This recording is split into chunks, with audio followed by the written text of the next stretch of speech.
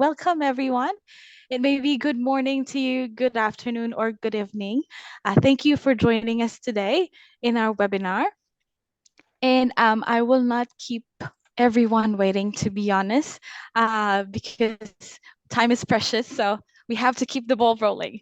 So, okay, let's officially start. So, welcome to Immigration Advisors New Zealand webinar, Empowering Your Career Journey at Massey University. So, today's speaker is none other than me. I am Leah Howe. I am the Manager Client Relationship of Immigration Advisors New Zealand Limited.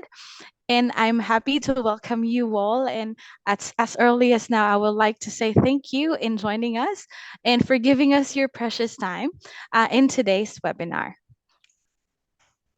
So before we officially start the webinar, let me give you a brief profile of our company. Who are we? So who is Immigration Advisors New Zealand Limited? So we are actually based here in Auckland, New Zealand. The photo here is our office. So it is in Grafton. It's in the CBD of Auckland. And we also have a group of 4 licensed immigration advisors, and we have handled clients from over 30 countries. That's actually a lot. And yes, we are proud to say that, we are multinational, and we are a diverse team. And also we have a support staff of over 6 different nationalities. So we can definitely say that we speak your language. We have been in the immigration industry for over 20 years, and we are locally present in India, Sri Lanka, Nepal, Philippines, and the Middle East. We are also one of the most reviewed licensed immigration advisors here in New Zealand. Okay, without further ado, let me introduce you to our speakers. We have actually 3 panel speakers for today, and I would like to first introduce, of course, none other than Ms. Vandana Rai, our Senior Licensed Immigration Advisor here in Immigration Advisors New Zealand Limited. Vandana, would you like to say hi and welcome for our participants, please? Yeah, thank you so much, Leah. Definitely, yes. So we're so glad here that we have the expertise and the panelists from the Massey University to throw light on the programs Massey Business School qualifications have. And I would be in my role as a licensed immigration advisor. Telling our attendees how the residence visa, the skilled residence pathway that emerge out of the qualifications that are offered from this Massey Business School. So MBA, Master of Finance, Master of Management. We do have clients wanting to do these qualifications and need more clarification on what is the skilled residence pathway post completion of those qualifications. So I'm here to provide insight on that. And also, if they have a family, what are the visa options for the families while they study and post completion of their study as well. So look forward to having all those answers, and thank you everyone for joining in today. Over to you, Leah. Thank you so much, Vandana, for welcoming our attendees. And of course, let us now proceed to the main event. I would like to introduce first and foremost Dr. Jeffrey Stangl from Massey University, College Director of International MDS, so Massey Business School. And he is also the Director for the Strategic Partnerships of Massey Business School. So Dr. Jeffrey will be here with us today and tell us more about the programs that Massey offers specifically from the business school. And he will also be supported by Mike Hicks, Senior Manager Global Engagement and Partnerships, and along with Mia Yu as well. So without further ado, Dr. Jeffrey, if you could please share your screen and we can officially start the webinar. Thank you, Ms. Howe. You'll need to stop sharing. There we go. Fantastic. Yeah. Well done, you. Okay, so now just give me 1 second. Don't know what just happened here. Here we go. We'll get there in the end. There we go. Okay. How's that? Did we get there? I think Perfect. Perfect. Thanks, Miss Hal, and good to see everybody. Big turnout here today, which is really big turnout for a Friday. So first of all, thank you for attending and listening to us today. Thank you, Ms. Hal, for helping to put this together and kind of leading the way, as it were, and emceeing today. And Ms. Rai, thank you as well. But particularly a big thanks to Immigration Advisors New Zealand, who Massey Business School and Massey University are very proud to partner with. They provide expert advice, not just in immigration, but in helping all of their clients, you students, to get settled into your course of study and to find your way here to New Zealand, which we're really looking forward to welcoming you once you get here. So the title to my presentation today is Massey Business School Leads the Way. And I guess the full title would be Massey Business School Leads the Way, Empowering Your Career Journey. Because let's be honest here, a lot of you, I would probably say, well, let's probably say 99.9% of you are interested in migration pathways to good jobs and here to New Zealand. So I think it's really important that we set the stage, and hopefully I will be able to share with you today what makes Massey Business School, what makes our postgraduate master's programs different than others that are also available in New Zealand, because I believe that we are very distinct in several aspects that I will talk about. One of those I'll start by talking about right now, and that's by way of introducing myself.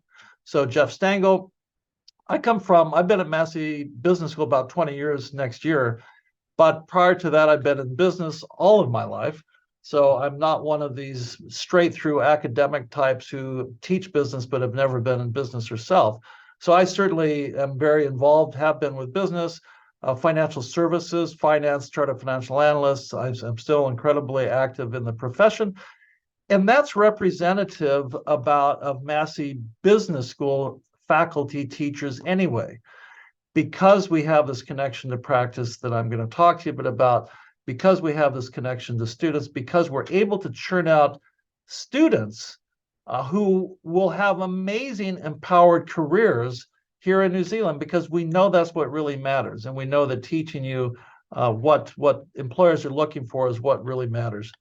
So before we get into some of the points of difference and ultimately the specific programs, you are well aware likely that we have 3 campuses.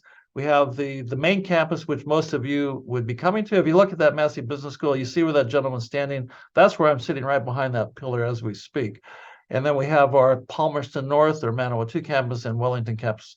All beautiful campuses, all unique in their own right, all open to you as choices that you might consider dependent on the program that you choose. So we've got these 3 campuses situated here. If you haven't been to New Zealand, I migrated here myself.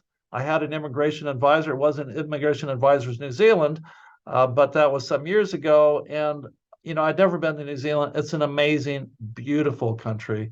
I must say, I come from California, and it's even more beautiful than I believe in California. It's green, it's healthy, the environment is so clean. It's a great place to live and raise a family, to be honest, where I've raised mine. So we've got the 3 campuses, Auckland, Palmerston North, and Wellington. Those are our campuses. But the other thing that actually should matter to you, besides sort of our connection to practice, is our rankings. Massey University, Massey Business School. What are our rankings? Why does that matter to you? Well, it should matter to you because it gives you, to have a qualification from Massey University has a lot of what we call gravitas. We have a high reputation. Massey University is ranked 239th by the 2023 QS Global World Rankings. 239th. Just think about that. Out of the 20,000 odd universities across the globe, we are the 239th highest ranked. Personally, I'm quite proud of that, and you should be as well when you join the Massey Global Network. So we are ranked also first in any variety of different top areas, disciplines, food, agriculture, veterinary, and sciences in New Zealand, but in the world you'll see 29th in the world for veterinary science, top 100 my college for the communication, which includes digital marketing, by the way.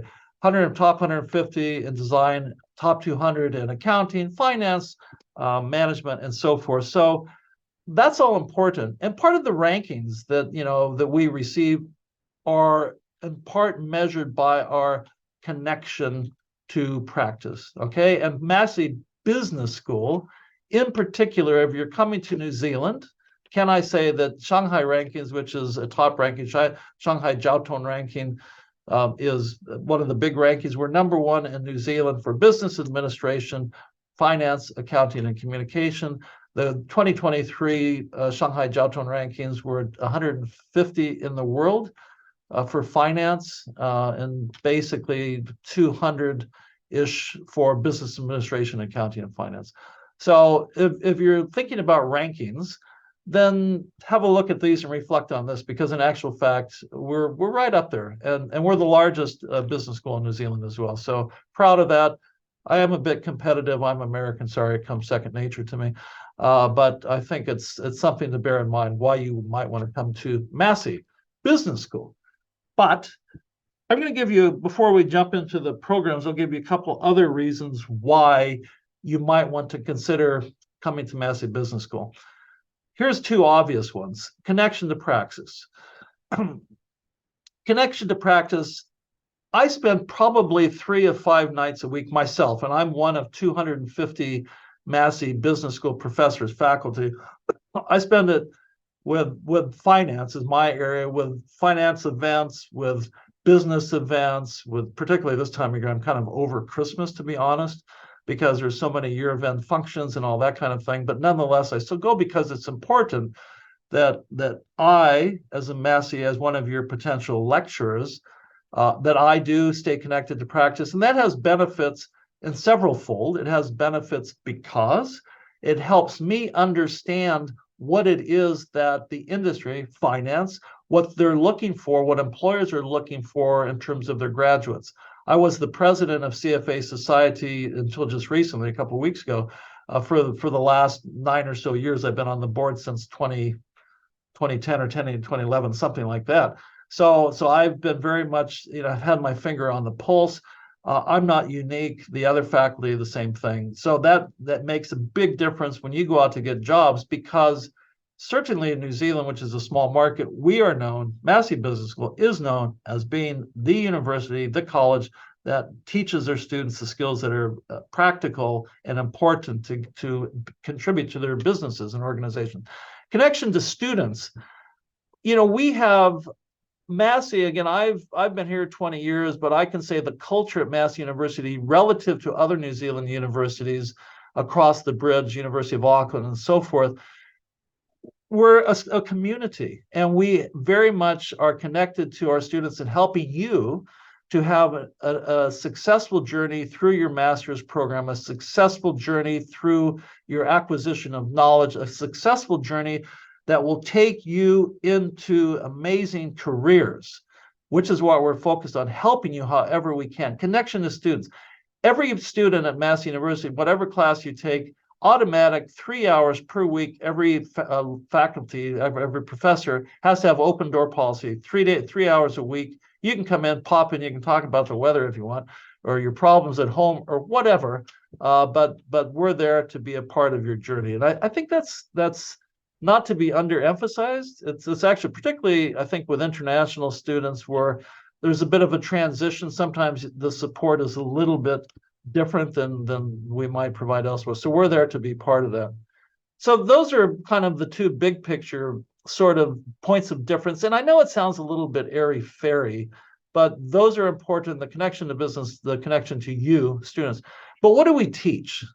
And what is it that gives us the connection to practice that employers want to hire you, because they'll know that coming through our program that you will have acquired these particular skills?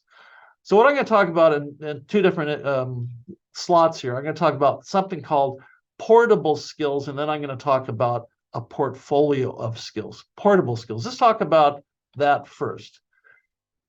Every single course you take, per our own specifications and our accreditations, we incorporate the 5 C's, and that is collaboration, communication, critical thinking, creativity, and lastly, community, 5 C's that we call portable skills, because in business, certainly, and to be quite honest, every discipline, the changing face of knowledge that is required of industries. You think of the change in businesses across the last now 16 years since the first smartphone was introduced in 2007 to New Zealand. 2007 to 2023, the world has changed. It has totally changed. And I was teaching here before 2007. It was way different what we taught then. It was very standardized, okay, accounting, finance, marketing. I mean, you think of marketing, good Lord, what has changed in marketing? You got digital marketing, you got social media, you've got all these different strands of marketing. Our faculty keep up to date with that, and they know that even though we keep up to date, it's going to become outdated. So we teach collaboration, because the world is so complex that it requires team collaboration, teamwork to actually tackle difficult problems. So you need to work together. So all of your courses will have an element of collaboration. I know it's painful, because sometimes, let's be honest, you get twits in your group and people you just prefer not to work with. But you know what? That's kind of real life, isn't it? I mean, you get chucked into a work group, and there's going to be people that you don't necessarily like at a personal level, but they have professional competency. So you got to learn to work in that capacity. That's important. Communication. Number one, when I talk to employers in the financial services sector, the number one skill that they're looking for is not Excel modeling. Truly, it is not. It's communication, client communication, talking to a client, understanding their needs, taking it away, coming back and communicating back to them a solution. But written communication, oral communication, communication generally is absolutely built into all of our courses. And this seems self-evident to you, but you look at other programs at other universities that I'm familiar with, this isn't necessarily a key aspect of how they teach. You learn accounting, you learn how to do debits and credits, you learn finance, you learn modern portfolio theory, marketing, you learn the basic. But through everything we teach, we've got collaboration, communication, critical thinking, asking the why, when, how questions, because it simply is not good enough to just acquire knowledge in a very sort of passive sense and then think that you're going to go away and solve complex problems, because it changes that fast. So you got to be a critical thinker. Ask why. Is what is being told to you or what the textbooks are teaching you, is it actually relevant? Is it meaningful? Can you improve? Can you tweak? I mean, the first day of lectures for me when I teach portfolio theory, finance, it's like, students, most of what I'm going to teach you for the next 12 weeks out of this textbook, you can absolutely forget about, because it's nonsense. It's dated. But I got to teach you anyway, because it's the fundamental building blocks of finance, but we're going to learn how to shape our own house based on the bricks that I'm going to teach you at a very basic level here. So that's critical thinking. Creativity, being able to imagine problems, that for, industries that don't even exist yet, creatively finding solutions that think outside the box, that help you to think laterally. So, these are all very important aspects. The 4 C's, and the 5th C is just the community.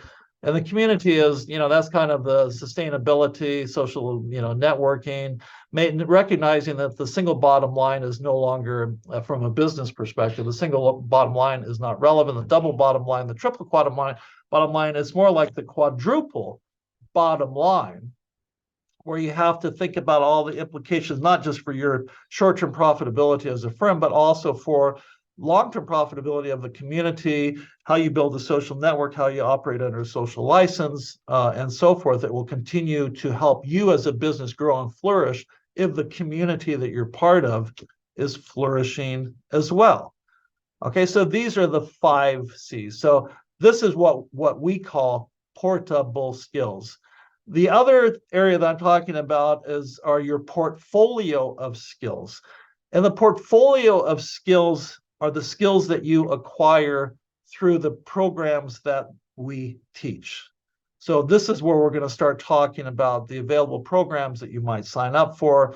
There's different specializations. There's ability within your specializations to take electives and so forth and so on. So I'm going to focus on, for our portfolio of skills, not portable, portfolio of skills, are the tangible sort of Excel modeling, debits and credits, digital marketing, communication theory, all these kind of things through the MBA, which I don't have up here. Of course, we have an MBA, but I'm just focusing on these 4 right now. So Master of Management, we have 9 different majors, 9. We'll talk about those. Master of Finance, we've got 2. We've got a professional pathway, which doesn't require you to do a thesis, a professional pathway, and then we have a research-oriented pathway, which allows you, if you so choose, to go into a PhD. So if you're looking for, to develop a research portfolio and you want to do a PhD, we have that option within the Master of Finance. Master of Professional Accountancy, brand new program, just starting this year, really in earnest, 2024. And the one exciting major within the Master of Professional Accountancy, I will tell you about. I'm going to do a bit of a tease. There is a very special pathway that is only just been confirmed, and the agreement signed on Monday this week, so almost 2 weeks ago. And then the Master of Business Studies, which has 7 majors, that is very much research oriented. Okay, so this is going to be the next little bit I'll talk about, will be your portfolio of skills and what the different Massey programs ultimately look like. Okay, so Master of Management, Master of Finance, Master of Professional Accountancy, and Master of Business Studies.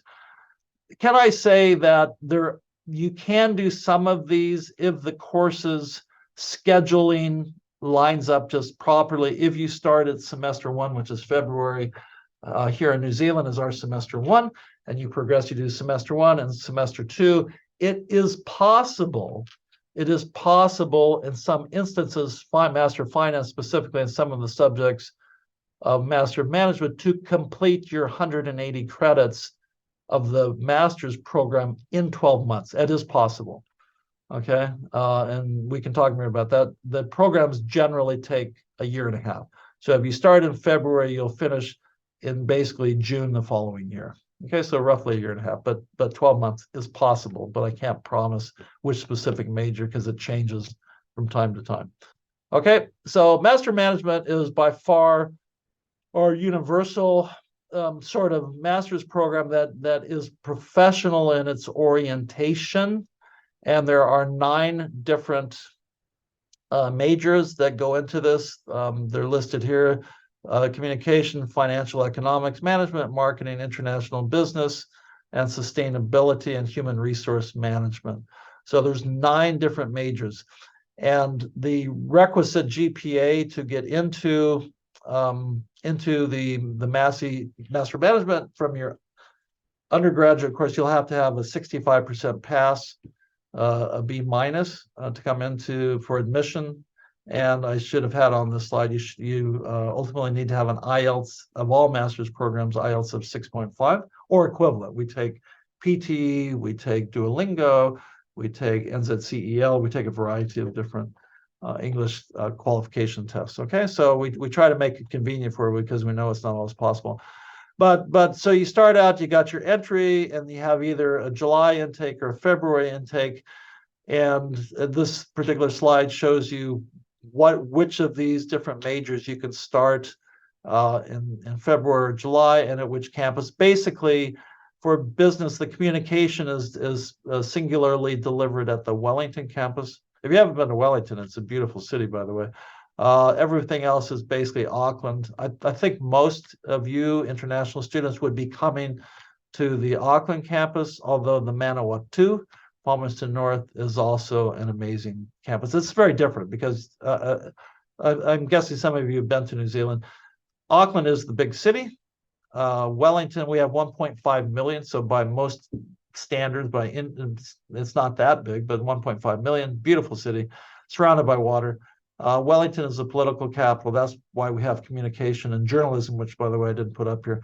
But we have communication and journalism in Wellington. And then additionally, Palmerston North is more of the agricultural area, certainly of the North Island. So you've got these different options for the Master of Management. And what I'm going to show you now is a typical, so Master of Management is a major within the Master of Management. So this, say, for example, you do the Master of Management, 180 credits. I think I'm missing a slide there. So I'll show you the courses that would take in a second. So the Master of Finance has two different pathways. You can start either in July or February. You have the Financial Analytics Research pathway, which has a research thesis in it. And then you have the Risk Analytics, which is a practicum. So that's a professional-oriented 60 credit, or 1/3 of the whole program is a project. That's not as onerous as the research pathway, which requires a 60 credit thesis. So B- average as well. Similarly, 6.5 or equivalent IELTS. That's the Master of Finance. Masters of Professional Accountancy. This is one I'm really excited about. Just basically started this year. So the Master of Professional Accountancy has two strands. The Master of Professional Accountancy, 18 months is just, it's just all the requisite knowledge to go into the accountancy field and ultimately get your charter, whether it be a CA, CPA, ACCA. But the MPAC, MPAC as we call it, 18 months, that gets you the master's degree. But here's what I'm really excited about. This is what I was telling you, that we just signed the paper a little over, not quite 2 weeks ago. That adds an extra semester, and that's called the MPAC Chartered Accountants Pathway, the MPAC CA pathway. That's an extra semester, but the curriculum, what you learn, is actually the Chartered Accountants Australia, New Zealand curriculum, 100%. We under license, we've taken their curriculum, we deliver it with Massey University high standards. You can graduate in 2 years with a Master of Professional Accountancy, Chartered Accountancy pathway, and you don't need to take any more courses with Chartered Accountants to become a CA. All of your academic requirements will have been satisfied by the additional month or semester, I should say, at Massey. That takes 24 months. The only thing you need to do then to become a chartered accountant after you complete the MPAC Chartered Accountancy pathway is have 3 years work experience. And then off you go. Talk about a surety of a career pathway. Goodness gracious. In New Zealand alone, and not to mention Australia, New Zealand, there's approximately 35,000 chartered accountants, and it is an industry that is desperately in need of qualified accountants, chartered accountants. Once you get your CA, you're basically guaranteed a job. I mean, we have trouble even keeping teaching staff at Massey because, I'll modify that. All of our teaching staff, certainly if they chose to go into profession, they would have a job waiting for them without problem and making some pretty damn good money. So that's the Master of Professional Accountancy and Master of Professional Accountancy Chartered Accountants. Lastly, what I'll talk about is the Master of Business Studies. And this is very much a research-oriented master's degree. It has as its 1/3 of the total 180 credits, 60 credits, is a thesis in the traditional sense. You develop your hypothesis, you do your literature review, your data analysis, and write up your typically a 40, 50-page research thesis. So the courses are a lot. There's not as many majors. There's actually only 7 different majors in the Master of Business Studies, but it has the thesis as opposed to the Master of Management, which has a practicum. So it's more like a professional report that you would deliver instead of a thesis. So, and here was a slide I was missing earlier. So the Master of Management, I've given 2 examples of what this looks like. So basically the Master of Management, all of the 9 majors that you choose, you have 30 credits, or basically it's 60 credits per semester. You have examining business dilemmas, and that's common to all 9 majors. And then at the same time, your first semester, you will take, dependent on your major, for example, international business, you'll take the examining business dilemmas, and then you'll take building export and import businesses. Those 2 courses, 60 credits. If you happen to choose marketing, you'll do the same, examining business dilemmas, and then do advanced consumer behavior. Once you finish that first semester, you will take 2 additional courses. International business would be growing multinational enterprises, and additionally managing multinational enterprises. With marketing, you choose 2 of the 3: digital marketing, marketing strategy, or marketing for social change.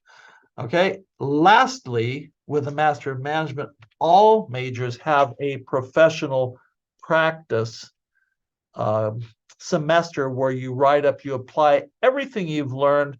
Typically, you would be writing up a research report and present it to an industry body, to a firm, which is also, by the way, a good kind of pathway, can be a good pathway, getting your foot in the door for a potential employer, show them how hard you work, show them, the type of work you're capable of doing.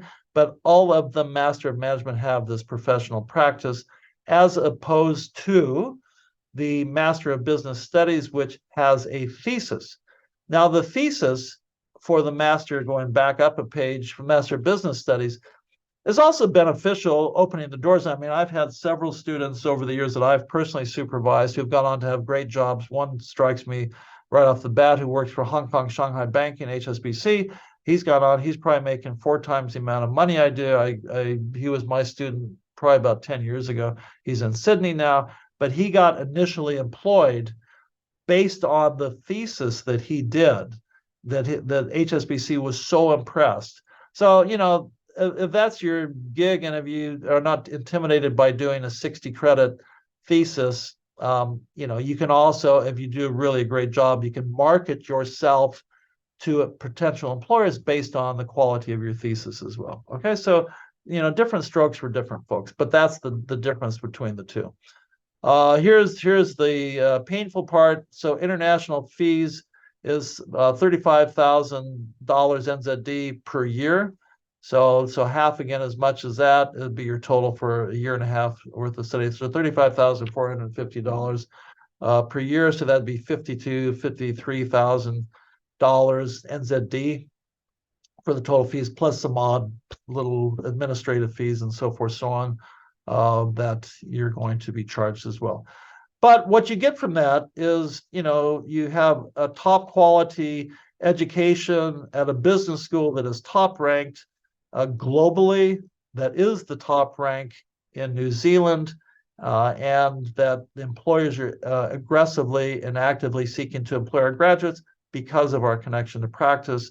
And you will go out as a well-rounded student, I'm confident, because Massey Business School can make a difference, and we do support our students, and we're very much privileged to be a part of your academic journey. And I believe that is me. Ms. Howe, I think that's me. I think I'm right on time. Matter of fact, I'm down to the minute, I would have to say. Thank you. Thank you so much, Dr. Jeffrey. That was indeed precise. Yeah. Okay. So thank you so much, Dr. Jeffrey. It's been very informative, and lots of things that we found out today from your presentation. And actually, our team and Mike as well is exchanging at the Q&A boxes with all the attendees, because while you were talking, there are already a lot of questions being typed there in the Q&A box, and it's been really helpful that they're answering one at a time whenever they can. So let's not make them wait, actually, and let's quickly proceed to the Q&A portion. So I would actually start with the scholarship, because it was the main common questions that everyone were asking about. So I would like to address this question to either Mike or Mia, or even Dr. Jeff. So could you please share with us the scholarship details that Massey University is offering? Jeff, are you for happy for me international? to cover that one? Yep, Mike, go ahead. Brilliant questions, everybody. I'm sorry, I'm just not able to type fast enough to cover them all off. As Leah said, yes, scholarships, a very popular question. We offer a range of scholarships to international students. I would divide these into two types. You've got what they call kind of traditional scholarships, where we have a list of those on the website. You apply for them separately. They're everything from $500 to $90,000, normally fairly high academic requirements. I'll share the website link. Please go on there and apply for everything you think that you're eligible for. That's what they're there for. However, for 2024, we've also overhauled some of our international scholarships, and we're releasing two automatic international scholarships, and they're called our Toroa scholarships. They're for undergraduate and postgraduate students. They will be automatically offered to any students who have the equivalent of a B GPA or higher for their as part of their application. The awards are $5,000. The only other thing you need to do is pay your fees before the deadline to be considered. The deadline is now the 12th of January 2024 for first semester. And then we have a whole new set of scholarships for second semester as well. I think, unfortunately, for first semester, most of the postgraduate scholarships have now been accepted. We still have quite a few undergraduate scholarships available, but there'll be a whole new bunch of scholarships again for the Toroa scholarships for postgraduate in second semester 2024. What I would add to that as well is there are a lot of different types of scholarships available, and I sat on the Massey University Scholarship Board or Committee for a number of years, and it was always amazing to me the lack of applications we had. Massey University gives away, on average, about 3 million New Zealand dollars a year in scholarships, and a lot of our scholarships are barely contested. And I think when people ask about scholarships, you're asking, there's two ways to look at this. Are you asking for a discount, or are you asking for a scholarship? So if you're asking for a scholarship, that means you have to apply. Most students don't like to apply because they don't think they'll be successful in their application or for whatever reason. And as a consequence, there's a lot of scholarships that don't get awarded every year. And one year, and this, I'm not making this, it's been a few years ago, at least 10. There was this one young man who I talked to about this type of topic, how you can just apply for whatever scholarship you want because most of them are uncontested. This gentleman applied for women in finance for $5,000, and he got it because nobody else contested it. So there you go. Any gentlemen on the webinar, consider a women in finance scholarship. Just love that example. Yeah, that's pretty interesting. It is true. It is true. Okay, then that's a good heads up for all the men in the webinar at the moment. So, yeah. Okay, thank you, Mike and Dr. Jeffrey, for answering that question. Okay, I'll proceed to the next question from one of our attendees. So, one of our attendees, they're actually asking, in the Master of Management program, will the professional practice be in collaboration with a company like a capstone where they work and learn in the industry? Certainly can be. Yep. Preferably it would be. I mean, if you have a particular firm that you want to work with, company that you want to work with, absolutely, it is the ideal for you to do your professional practice with a live case study that you apply your knowledge to. So probably 75% of the time that would be the case. All right. Thank you, Dr. Jeffrey. I'll proceed right away to the next question, so then at least we can answer most of them. So yeah, which I think this can be either with Vandana or Dr. Jeffrey. So which Master of Business program is leading to residency? I should like cap that question that way then. Yes. Everyone. And I'm not the immigration advisor, but I'm going to step in here anyway because New Zealand is fairly generous. So all master's programs ultimately will lead to residency if you're successful in your you get automatic 3-year post-study work right. So once you complete your master's, you basically got 3 years to go and find a job in your discipline. So if it's finance that you've studied in finance and so forth, there's probably some finer points that Ms. Rai can contribute to this, but fundamentally, it's a completion of a master's is a pathway to residency, definitely. Yeah, no, thanks, Dr. Jeffrey. I'll add on to that. Definitely, very rightly said. So these programs definitely have a pathway to residence. Masters under the 6-point system, under the skilled residence pathway, will give you 5 points. And then you need another 1 more point, which could be through the skilled work experience. So you complete a master's, you get 3-year post-study work visa. In that 3-year post-study work visa, if you get a skilled employment, you work in that skilled employment for 1 year, you gather that 1 remaining point to make a total of 6 points, and then you would be eligible to apply for the residence visa. Alternatively, internal and external auditors are on the green list as well. So if that's the skill set, that has a straight to residence pathway. So there definitely are pathways to residence. Somebody who joins a master's by research has full-time work rights when you are doing a master's by research. Though not easy, you have full-time work rights, but sometimes the program takes a lot of energy, and the students may not have enough time to work full-time. So, however, if you get into a situation where you get an opportunity to work full-time, you can also claim points of the time that you are working while you are doing that Masters of Research. So definitely a lot of options. The most important thing is select the program carefully. You need to add on the skills that you have the skill gaps for, so the pathway becomes easy and you benefit from the course that you're doing. Over to you, Leah.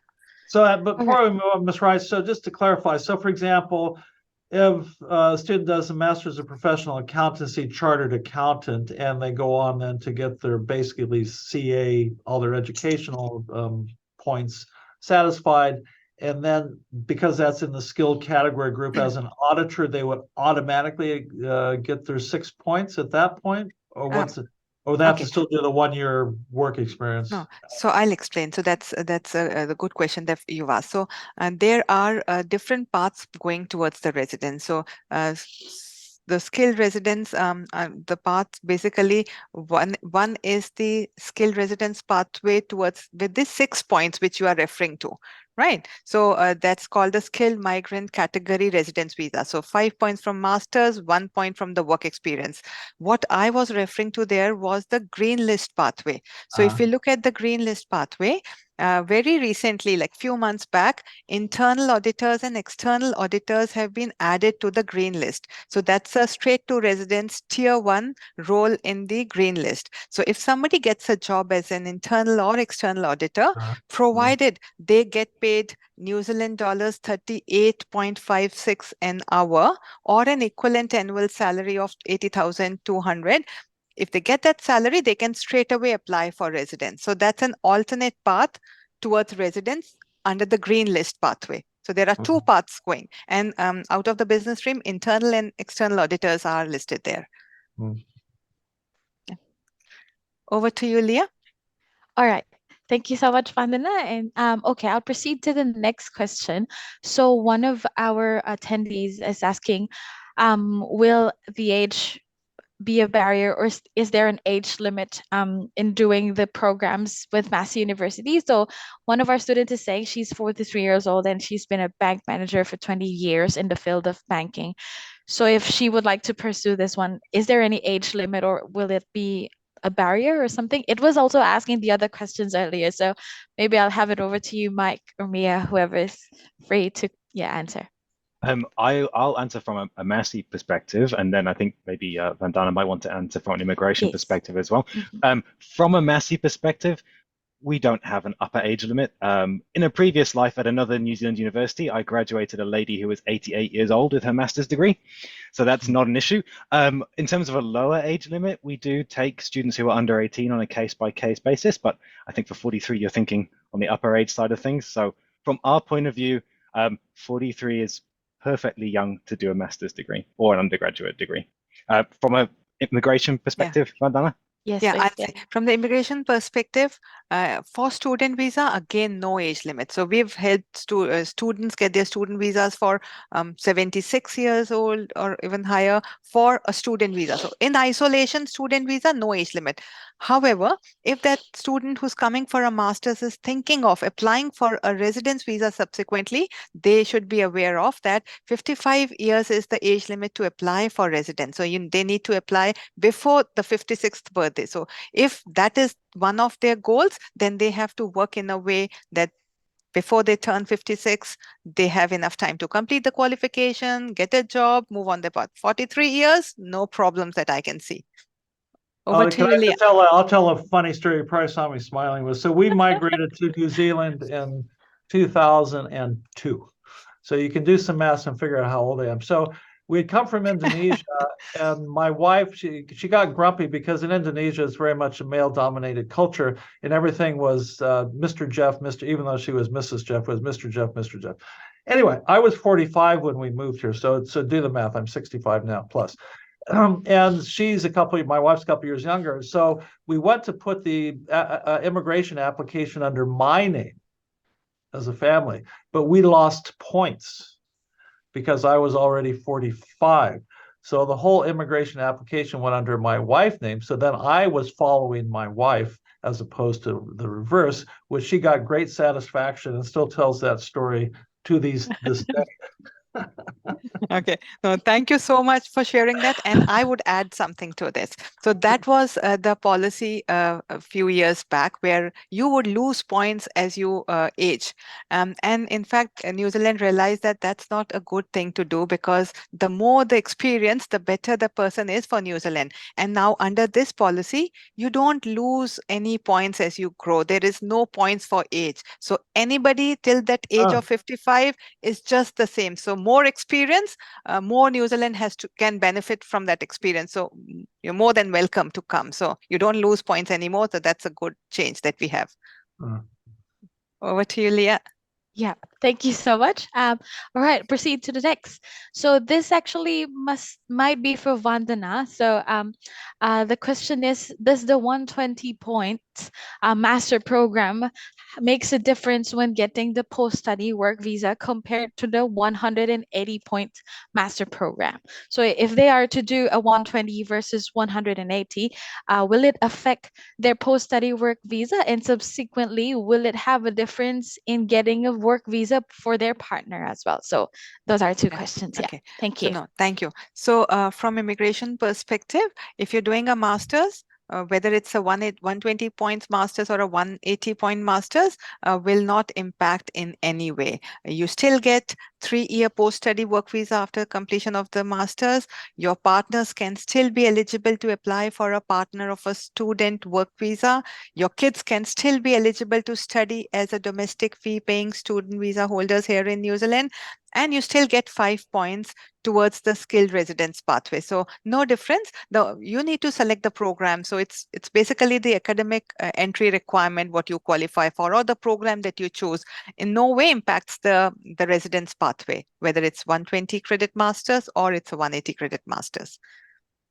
All right, thank you, Vandana. Proceeding to the next quickly. So, do we need a business relevant background to apply for Master of Management, Master of Finance, or Master of Professional Accountancy, or any? Sorry, I lost it there. Or any degree holder with any background can apply. So all of the Massey Business School Masters programs are are called bridging masters. So bridging masters means that you can come from any undergraduate qualification into our program, which is great for you. And it's designed to give opportunity to individuals looking for career choice. Maybe you started out in health and maybe you wanted to, in nursing and hospital situation, you want to go into general business. So our bridging masters will allow anyone to enter into them without regard for the background, which makes it difficult. By the way, when I'm teaching, like if I teach finance for the first year of the master's program to somebody who's never seen financial statements in their life, It can be a bit challenging, can I say? But ultimately, we work with the students and we make it happen. Okay, thank you. Thank you, Dr. Jeffrey. Proceeding to the next right away. So I don't have a B grade in my degree. I think that this is from India, asking from India. So I don't have a B grade in my degree, but I have 6 years of work experience. Would the application be accepted for Master of Management? Short answer is you would need to raise your GPA from your undergraduate. And there's options for doing that through you could do a graduate diploma. So if you do a graduate diploma and you get the B minus average in the Massey graduate diploma, then you would have admission into master's programs. But you need to establish that you're capable of a certain level, and there are options for doing that. Just to add to Jeff on that, yes, Mike. we offer a graduate diploma fast track pathway specifically into Master of Management. So it's an 8-month course and covers the foundation side of things that Jeff's talking about to meet the entry requirements, so slightly lower entry requirements in the master's degree. But then it also involves elective papers taken with the business school. So students come through that pathway. It shortens the Master of Management down from 1.5 years to 1 year study. So you're still doing about 18 months, 20 months study, but it's not adding in a foundation program at the same time, because it is quite a common thing where students would like to move into business and they don't quite have the GPA to go straight into the master's degree. So what you're talking about, Mike, is Massey University College, which I should have mentioned. Yes, that's a great option. Like you say, you can do the foundation, you can do the graduate diploma portion of that, 60 credits, which Massey Business School, it's at Massey University, and it's actually our same people teaching the courses. But we will recognize this. You do the foundation, you do the 60 credits, 2 semesters graduate diploma, then you go in and finish your last 2 semesters, 120 credits. So you're absolutely right, Mike. That's what that's designed for. Thank you. Thanks, Jeff. All right. Thank you so much. Proceeding to the next. Just give me a second. Just wanting to. There are so many questions. Thank you so much. Fantastic questions, everybody. Yes, yeah, actually, they're all amazing, and I hope we can answer them all. But please don't forget, if we don't get to answer your question, you can send us an email at contact@nzimmigration.info, and we have a huge team who will be willing to help and assist you in clarifying everything that you wanted to know from this webinar. So, okay, could you please explain the research component of the Master of Business Studies, the MBA? So the Masters of Business Studies, the research component is a traditional research thesis where you develop, your research question, you develop a hypothesis, you do your literature review to see where your particular direction of research fits into the existing academic discussion, i.e. the literature, you do your analysis, and then you write up your conclusions. So it's just a very traditional thesis. What we teach as part of the Master of Business Studies, the first course you'll recall that I showed you for the Master of Management was Contemporary Issues in Business, for example, was the common course to everything. But with the Master of Business Studies, the first course you take is research methods in economics or whatever area that you're looking at in marketing.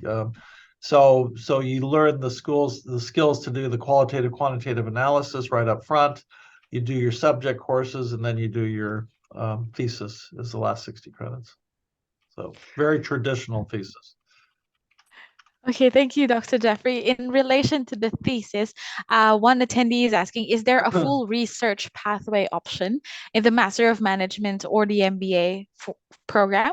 Like, is there a full research pathway offered? If by full research you mean no talk courses, the simple answer is no. We don't have, nor is there such a thing in New Zealand, certainly to my awareness. I wouldn't think that a master's student would have the requisite subject knowledge to do a full thesis for the 120 or 180 credits. I wouldn't think, but not to my awareness. Certainly at Massey, there's not such a thing. If you do your PhD, different. That's New Zealand. The PhD is by thesis only. That's a British based. Okay. All right. Thank you, Dr. Jeffrey. And I think this is still for Massey. Either Mike or Dr. Jeffrey can do. So one of our participants is aiming for Feb 2024 intake. And if the application is submitted within a day or two from today, would Massey give an extension to join the course in case the student visa does not come through in time? Do you usually give extensions? Shall I do this one, Jeff? So, depending on the course, if you submit a complete application, and I strongly recommend using immigration advisors to do your application alongside, because they're going to make sure that you submit all the documents required and all the necessary hoops you have to jump through. If you submit a complete application, we have a really fast offer turnaround time. So it can be as quick as 48 hours to get that offer letter out to you. In order to then apply for the visa, you need the offer letter and to pay that first year's tuition fees. We would recommend, I'm happy for Vandana to jump in here, we would recommend allowing 6 to 8 weeks for that visa processing time. So if you were thinking of doing it this week, you still have time to get the offer letter and to get the visa approved to start in February 2024. If you don't get the visa in time, unfortunately, we don't have any flexibility to push that back. I mean, if it's a day or two, potentially, but you're going to need to be in the country by the first week of semester. This was different over the past few years when there was COVID. Unfortunately, all the New Zealand universities have now said you need to be in the country that first week of semester. But New Zealand is a really small country, right? And everybody knows everybody else. The head of admissions at Massey is in contact with a number of people at New Zealand Immigration. And if we have a visa application that has taken longer than 6 weeks, we can get in touch with New Zealand Immigration and basically get them to prioritize those applications. If it's 4 weeks or 5 weeks, we can't, so don't leave it too late. But if it's 6 weeks or longer, we can get that done quickly. So as long as you are putting the application in now and leaving plenty of time, you have got enough time to get the offer letter and to apply for the visa.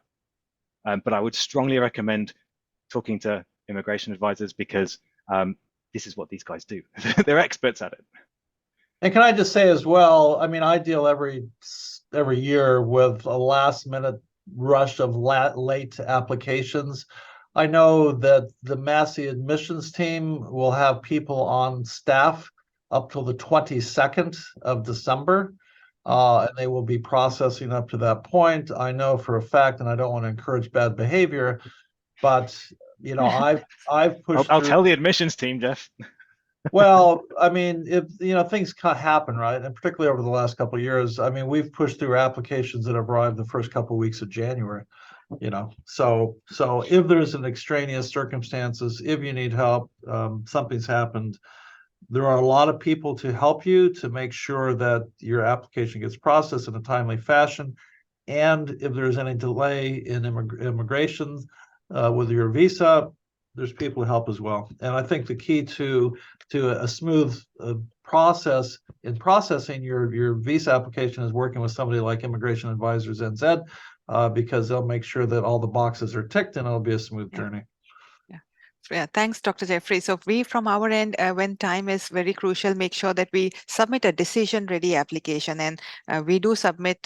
Don't go closer to 6 weeks. So we have, an opportunity to then escalate. And if it's a decision-ready application, still some time left. So whoever that attendee is, I would say, please hurry up if you've already selected the course and made up your mind. So just for your reference, the semester 1 next year, 2024, begins 26 February. Yeah. And we also look forward to the new changes. So the new government had given a proposal where they will introduce a fast track student visa applications where somebody could pay a bit extra and then those applications would be fast tracked. So we are looking forward to that being implemented. So till that time, please do hurry up. Yeah. So, sorry, Mike. Yes, I was just going to say, can I say a little bit about English requirements, because we've had a few questions and I've been typing the answers. So, yes, Jeff's already mentioned master's program generally looking at IELTS 6.5 or equivalent. Occasionally, we do get students who have studied in English already, and we will consider them on a case-by-case basis. Generally, if they've studied in an English-speaking country in a course in English, they will often be eligible to have that English requirement waived. But we have to consider those case by case, depends on the university and the program and this kind of thing. So please, if that's the case, when you submit your application, tell these guys and they can pass that on to us and our admissions team can assess it. So to add to that, Massey Business School, as distinct from the rest of Massey University, we accept a variety of equivalent qualifications. We accept NZCEO, we accept PTE, Duolingo, etc. So, and we accept IELTS online, every type of online form. To your point, Mike, when I migrated here 22 years ago, I put my application in. I'm American, and I did my postgraduate studies and undergraduate study at University of California in San Diego. And I had to have a letter from the University of California that I was taught in English. Well, funny you say that, Jeff, because I'm English and have a degree in English from an English university, and I also had to prove my English. And I think that actually really highlights, in terms of immigration and relocation options, New Zealand is a fantastic place for that. I'm not originally from New Zealand. Neither is Jeff. Neither is Mia. I'm making a big assumption, but I'm guessing a lot of the team at Immigration Advisors also. Neither is all of us. Yes. Yeah. I mean, it just goes to show you how welcoming and what a good option it is for people considering relocating to this country. Yeah. Thank you so much. The one thing I was going to, the final thing I was going to say was, if unfortunately you don't meet the IELTS or equivalent requirements and you can't get an English waiver for your previous study, we do also have IELTS-free pathways. So that is potentially another option if you don't want to keep doing IELTS over and over again. I used to manage an IELTS test center, so I don't recommend doing IELTS over and over again. Consider an IELTS-free pathway instead with Massey University College, and that way you don't have to sort of stress about doing the test. So that's a 10 or 20 week, depending on your level of proficiency, EAP1 or EAP2. And once you make it through EAP2 with a certain GPA, for lack of a better word, you're automatically assumed to have IELTS equivalent. That's with Massey University College. Yeah, that's something new, and we would definitely provide information on these to our clients. So thank you for sharing that. Yes, just an additional question for the IELTS, Mike.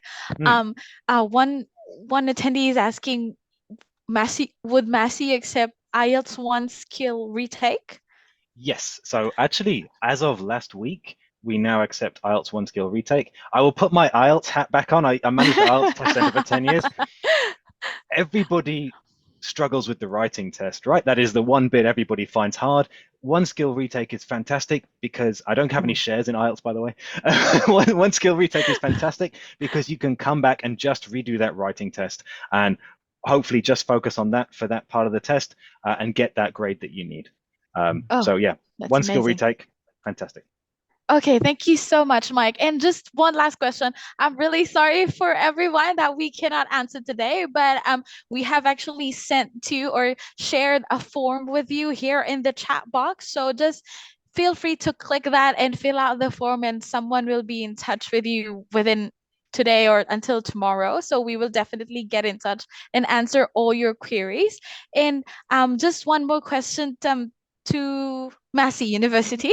So one of the participant is asking, in case I opt for Master of Professional Accountancy course, but I'm unable to clear the Chartered Accountant specific papers in one go, do I have the option to resit them? Does that make sense? Yeah. Dr. Jeffrey? So there's the Master of Professional Accountancy. So you'll pass those 180 credits, then you will go into the specific Chartered Accountancy pathway. It's requisite that ultimately you have to pass all 60 credits within the Chartered Accountancy pathway. You would resit those. That if you missed one of those courses, you'd have to resit it. If you want to go on to get your professional accountancy brackets chartered accountancy pathway and satisfy all the academic requirements for the Chartered Accountants Australia New Zealand curriculum, yeah, you have to pass it. Having said that, can I just say, having taught master's students for quite a number of years at Massey University, you really have to work hard to fail a master's paper. You really have to work hard. To fail. That is not the direction I thought you were going in there, Jeff. No, you really, because we take it as a failure if you fail, and particularly not so much, okay. So at undergraduate level, there's a bit of like a filtering process. So, there's a higher acceptable fail rate, which is still pretty smallish. So maybe let's say 10%, right?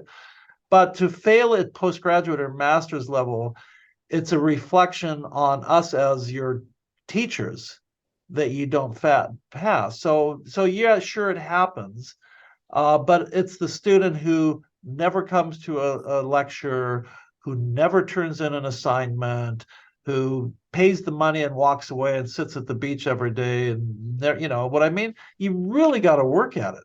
You really got to work at it. So I don't think if you're a student who's actually serious about getting your Master's of Professional Accountancy Chartered Accountants pathway, you'll succeed. I know if I was paying $55,000 for my education, I'd succeed. There's no doubt about that. Yeah. So, okay, our last question. I'm really sorry because we really have a specific time that we are trying to maintain. So, does Massey help their students in finding professional training or job? Like, is there a help from the university when it comes to their students after finishing their studies? Yeah, so we have a whole career center at Massey University. So the career center, a lovely lady looks after it. So it's networked in across New Zealand, and there's like a public sort of jobs board that goes out across the country. So yes, that's part of your education. That's part of what you pay for with your student services levy. And in addition, we have at the business school, we have a lot of different seminars and business leaders coming in to doing talks, and like in finance, which is my area, we bring in people from the industry monthly easily to talk to, like, the investment club. So that also, what I advise students, to be honest, and because I work with employers quite a lot, you need to be thinking about getting your job from the day you start university, if not before you even arrive in New Zealand. The students who they focus on just studying, just passing, and having a good time, social time at the end of a year and a half, and then they start doing their job search, bad move, bad strategic move. You need to, while you're at university, take advantage from the day you arrive of all the resources available. I mean, we've had, just last week, I can't count the number of different people we've come in and talked to our students about different aspects of careers, whether we had one in marketing, one in sustainability a couple of days ago, finance and so forth. That's what Massey is good at. That's what Massey Business School is good at. You get to know your faculty. You become an active learner, not just somebody who comes in and warms a seat in a lecture theater. You actually become an active learner who's committed to a pathway to residency in New Zealand, and you'll have a job. I'm confident. I truly am confident. But you've got to be strategic. I will just throw in that the stats we have on graduate employment, 82% of our students are in full or part-time employment after graduating, and 31% are in further study. Now, if you're better at math than me, remember I did an English degree, you'll know that's over 100%, and that's because many of our students are in further study and in employment. But that employability stat, that is key to so many of our students these days. I think accountancy is like 90%. Yeah, I mean, of some of our programs, most of the students have job offers before they graduate. Yeah. Wow. True. All right. Thank you so much. Thank you so much to our attendees. As much as we would like to answer all the remaining questions, unfortunately, we are running out of time. And once again, we have shared the student visa offshore form inquiry on the chat box. And you can also send an email to contact@nzimmigration.info. And we will definitely be in touch with you, and we will be happy to assist you in all your clarification regarding today's webinar. So before we end, Any final messages? Let's start with you, Vandana. No, it was the questions, the quality of questions were really good. So we are so very happy that we could provide information. A lot of those who would be skilled and mature and have a family, you would have more questions. And I can see there were questions for partners and children. Feel free to get in touch. So we would be happy to provide a clarification on how it could be placed on the partner's work visa, subsequent visas for families, free education for kids. And we are so very happy to see such quality questions. Big thanks to Dr. Jeffrey, Mike, and Mia. It was a pleasure having you here in this webinar today. Over to you, Dr. Jeffrey, for your words. No, I would just like to echo my thanks that I opened with. I would like, first of all, to thank the students or prospective students. They have been amazing questions. It was a fantastic turnout. So I'm already impressed with your motivation and your focus to go on and find a pathway here to migrate to New Zealand and to further your studies in New Zealand. So thank you for your time. It's most appreciated. To Ms. Howe and Vandana, thank you very much for your time for organizing this today. It's been a great session, actually. So I've really enjoyed it myself, and everyone else. So have a great weekend, and I hope to see you in New Zealand. Any last words, Mike? I mean, how do I finish? How do I follow that from Jeff and Vandana? All I'm going to say is, if you bump into me or Mia or Jeff on campus, please come up to us and let us know you attended the webinar. I'm sure we'd all love to hear from you and like to see you succeed in your journey. But thank you, everybody. It's been an absolute pleasure. And Mia, of course. Yeah. Yes, thank you everyone for attending today's webinar and looking forward to seeing you on campus. Amazing. Thank you so much, everyone. Thank you so much, Massey University. Thank you so much, Vandana, for going and going extra mile and giving your precious time to our attendees. And of course, to all who attended today's webinar, thank you so much. So once again, we are happy to be here and we really enjoyed the session. So thank you so much. And we will again see you on our next webinar. See you guys. Thank you so Bye. much. Thank you. Bye.